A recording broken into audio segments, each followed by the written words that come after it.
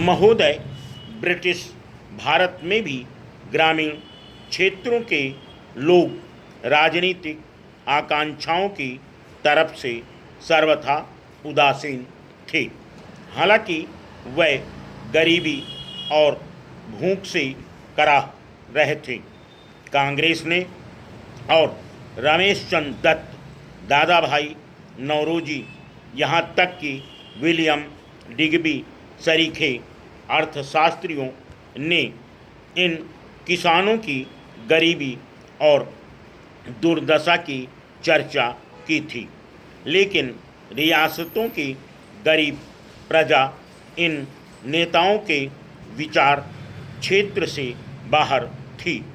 भारतीय राजनीति में गांधी जी के पदार्पण से ब्रिटिश भारतीय क्षेत्रों की जनता में एक नई चेतना जागृत हुई।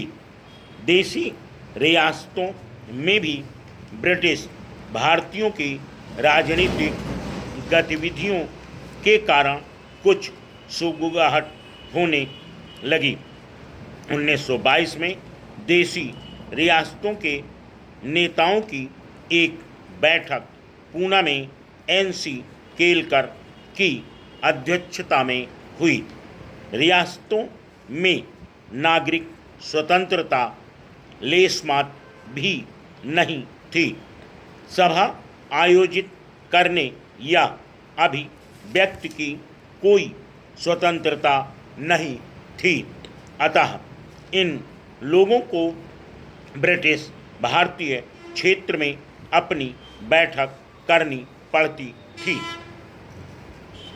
इस सम्मेलन में अखिल भारतीय राज्य प्रजा परिषद स्थापित करने का फैसला किया गया, लेकिन इस फैसले को कार्यान्वित करने में कुछ समय लगा।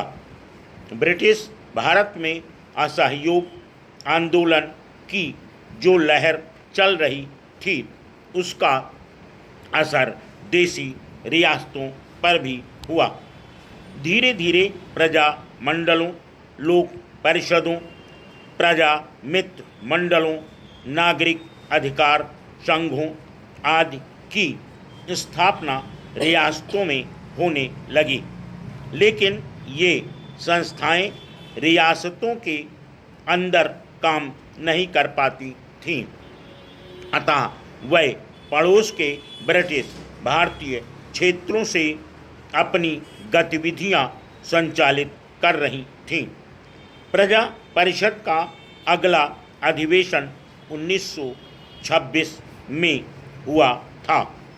इसमें एक अखिल भारतीय संगठन स्थापित करने का फैसला किया गया।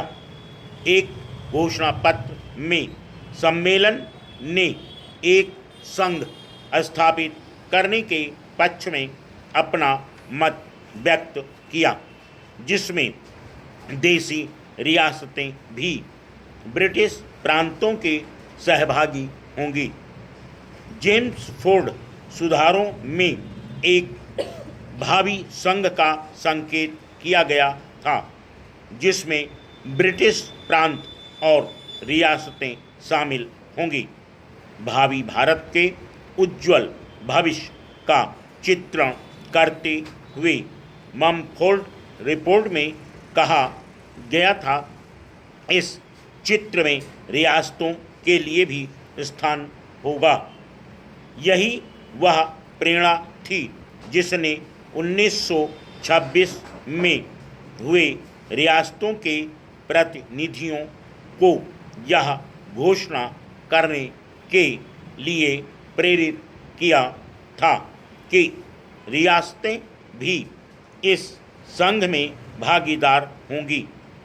सम्मेलन में कहा गया कि सभी भारतीय रियासतों की जनता का लक्ष्य यह मांग करना और उसे पूरा कराना होगा कि भारतीय रियासतों को ब्रिटिश भारतीय प्रांतों के साथ समानता के आधार पर एक ही भारतीय राष्ट्र का अभिन्न अंग माना जाना चाहिए और राष्ट्र को सरकार में उत्तरदायित्व के बुनियादी सिद्धांतों पर आधारित होना चाहिए।